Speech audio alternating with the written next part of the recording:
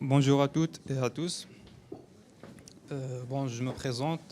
Je m'appelle Ahmed Bentelha, doctorant en première année de thèse en co-tutelle entre l'Université d'Angers et l'Université de Tlemcen en Algérie. Inscrit à l'école doctorale de biologie santé et je fais partie de l'équipe de recherche Métolab, Institut Métobasque Angers et au laboratoire de chimie analytique et d'électrochimie à l'Université de Tlemcen. Donc aujourd'hui, je vais vous présenter les résultats de mes travaux sur une analyse génétique des patients avec des troubles de déficience intellectuelle issus de parents consanguins. Donc tout d'abord, la consanguinité désigne toute union entre membres de la même famille biologique et qui reste toujours une pratique répandue dans plusieurs régions du globe. À l'échelle mondiale, le taux de consanguinité varie considérablement d'une région à l'autre et cette pratique est particulièrement répandue au Moyen-Orient, en Afrique du Nord et en Asie du Sud. Avec des taux qui peuvent atteindre de 20 à 40%. Ce qu'il faut savoir aussi, c'est que cette pratique présente une grande hétérogénéité spatiale au sein de la même pays, voire dans la même région. Par exemple, l'exemple de l'Arabie Saoudite, il y a des régions avec des taux de consanguinité de 20% et d'autres à 60%. Et cela est dû à cause des facteurs tels que les zones géographiques, la ruralité, le faible niveau d'éducation, les normes matrimoniales locales et l'absence du conseil génétique. Et donc, en Algérie, près d'un mariage sur 4 est consanguin, d'après les données d'une enquête en 2019, portant sur plus de 21 000 femmes, où le taux de consanguinité est estimé environ 23%. Cette prévalence n'est pas homogène dans le territoire. Si vous voyez la figure qui présente la région de Tlemcen, il y a des pourcentages marqués en bleu, où le taux de consanguinité est un peu faible par rapport à celle marquée en rouge. Et ce qu'on observe, c'est que toute la partie littorale présente un taux faible de consanguinité. Et plus on se rapproche à l'intérieur, plus le taux de consanguinité augmente. Et cela est dû à cause des facteurs présentés précédemment. Et en génétique, la consanguinité augmente le taux d'homozygosie. Et quand on parle de l'homozygosie, c'est un terme qui fait référence à une situation génétique où un individu possède deux copies identiques du même gène, chacun est hérité de chaque parent. Et ces deux copies peuvent être des allèles sauvages ou bien mutés, comme l'exemple dans cette image. D'autre part, pour savoir le nombre de gènes responsables de la déficience intellectuelle à ce jour, on a compté sur Orphanet plus de 1958 gènes capables de présenter un trouble de déficience intellectuelle, 133 gènes pour les cas non syndromiques et plus de 1000 gènes pour les cas syndromiques.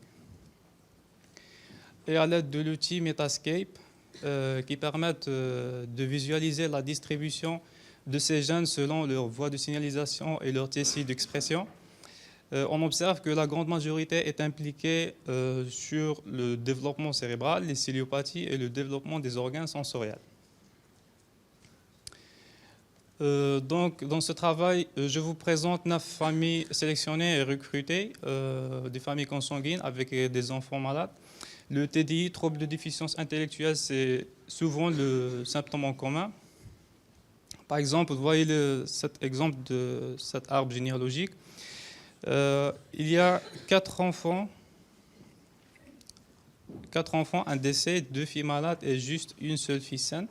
Si vous voyez les parents, ce sont des cousins germains de premier degré et le père lui-même est issu d'une union consanguine. Donc en fait, il y a une pression consanguine dans ces familles-là.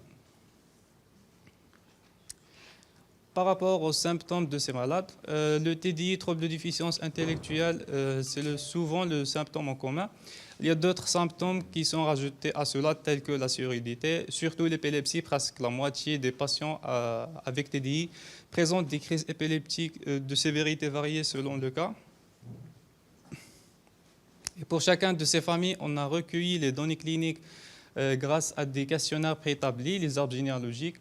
Puis on a fait le prélèvement sanguin, l'extraction d'ADN, et à partir de là, on a fait le séquençage d'exemples des 12 enfants malades. Après cela, pour chacun de ces patients, on a reçu un fichier VCF pour chaque patient qui contient l'ensemble des variants détectés au niveau des régions exoniques. Et ces fichiers présentent la base de notre analyse bioinfo. Ces fichiers VCF sont utilisés avec la plateforme Homozygote Mapper pour visualiser les régions homozygotes. Ils ont traité aussi avec l'outil bioinformatique Varaft qui permettent de faire les annotations et le filtrage des variants en utilisant ces prédicteurs comme modèle de prédiction, SIFT, Polyfen2, LRT, Mutation Tester, qui sont des modèles de prédiction et qui permettent de prédire l'impact du variant sur le fonctionnement de la protéine, avec des modèles et des algorithmes différents. Et ce sont les bases de données utilisées par Varaft comme référence. Et puis la validation de la pathogénicité des variants avec la plateforme VASOM qui permettent de faire la classification des variants selon les critères ACMG utilisés pour l'évaluation de la pathogénicité d'un variant. Et donc les résultats, obtenus depuis la plateforme Homozygote Mapper sont regroupés dans cette cartographie qui présente les régions homozygotes sur l'ensemble des 12 patients. On a un contrôle non consanguin. Chaque colonne sur chaque figure présente un chromosome. Les régions rouges signifient qu'il y a une homozygosie. Donc plus on a des régions rouges, plus sont homozygotes et qui peuvent être pathogènes finalement. Et à côté, on a cette figure qui présente le taux des variants homozygotes identifiés par le séquençage exomique par patient. Le premier, c'est un contrôle non consanguin avec un taux des variants homozygotes de 15%. En revanche, pour les patients issus des unions consanguines, le taux des variants homozygotes peut atteindre jusqu'à 40%. Et cela illustre bien l'effet de la consanguinité sur l'augmentation significative du taux de variants homozygotes. Donc pour le bilan de nos patients, on se retrouve dans 3 situations. Un gène, un variant est compatible avec le phénotype du patient et ça peut être un variant déjà connu dans la littérature ou bien un variant jamais rapporté dans la littérature. Deuxième situation, un gène, un variant mais non compatible avec le phénotype ou bien plusieurs gènes, plusieurs variants. Donc pour les variants identifiés avec une corrélation phénotype-génotype, on a identifié un nouveau variant au niveau du gène GPSM2 responsable du syndrome Chudley-Meckelot, je le dis bien. Un variant au niveau du gène déjà connu au niveau du gène MYO7A responsable du syndrome de Usher et un nouveau variant au niveau du gène BBS2 responsable du syndrome Bardet-Biedl. On a aussi 3 variants pour 3 patients, un variant identifié mais sans corrélation phénotype-génotype. Et le reste des patients, ce sont des patients avec plusieurs gènes, plusieurs variants, sans compatibilité directe avec le phénotype. Et donc, concernant la validation des variants identifiés, on a confirmé le variant au niveau du gène MYO7A, qui est un variant déjà connu à l'état hétérozygote chez les parents. Et pareil pour le variant identifié au niveau du gène BBS2, on a le confirmé aussi à l'état hétérozygote chez les parents. Et pour le 3e variant, il est toujours en cours de validation pour le 3e variant identifié. Et comme conclusion, notre projet a permis jusqu'à présent d'identifier 3 variants de nouveaux et un déjà connu chez des patients issus de parents consanguines dans les populations de l'extrême-ouest algérien. Et 8 cas restent sans explication génétique à ce stade. Et on a lancé récemment une analyse des CNV pour voir s'il y a des grandes des variations à grande échelle, telles que des grandes délétions ou bien grandes duplications. Et le reste de notre travail, on va se focaliser de mieux approfondir sur le workflow d'analyse bioinfo pour enrichir les données génétiques au niveau de ces populations qui sont peu documentées sur le plan génétique. Merci pour votre attention.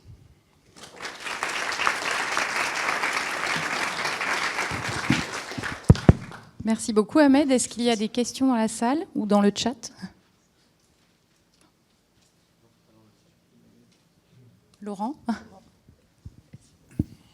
Oui, merci beaucoup. Merci. Comment vous faites un travail, vous, plutôt au laboratoire, si je comprends bien, Oui.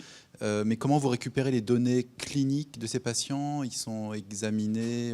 Voilà, vous établissez une collaboration, j'imagine, avec des médecins Oui, tout de à Tlemcen, en fait, parce que c'est très une- important pour faire cette corrélation génotype-phénotype, finalement. Oui, c'est-à-dire une collaboration entre deux universités. Moi, je me suis déplacé dans les centres hospitaliers au niveau de la région de Tlemcen. J'ai rencontré des médecins et des familles. On a récolté les données cliniques de tous les patients. Et ici, à Angers, à l'université d'Angers, au laboratoire Mytolab, on a fait le séquençage exomique et le traitement bioinfo, les analyses bioinfo. Ouais, moi, je dirais un petit peu aussi dans la suite de la question de Laurent, parce que dans des familles consanguines comme ça, vous avez probablement des familles avec de multiples pathologies, parce que votre famille avec MYO7A, là, qui a un syndrome de Usher, il y a peut-être autre chose, dans la mesure où, a priori, ça ne donne pas de trouble du neurodéveloppement, sauf si c'est un scoop qui est sorti depuis que j'ai Oui, arrêté tout à mon fait. activité. Oui, tout à fait. Il y a des patients avec, c'est-à-dire de plusieurs pathologies. Pour le cas du syndrome de Usher, la patiente, elle présente une rétinine pigmentaire. Oui, ça j'ai bien Oui. compris. Il y a un vrai syndrome de Usher, mais le MYO7A n'explique pas son trouble du neurodéveloppement.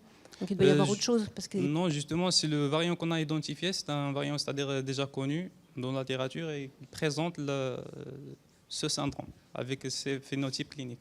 Avec le trouble du neurodéveloppement? Non, c'est pas le trouble de oui, avec le trouble de développement, oui. Okay. Tout à fait. Oui. Bon. Enfin, je crois que je suis d'accord avec Laurent. Je crois que le phénotypage, c'est vraiment essentiel pour interpréter ça, quoi.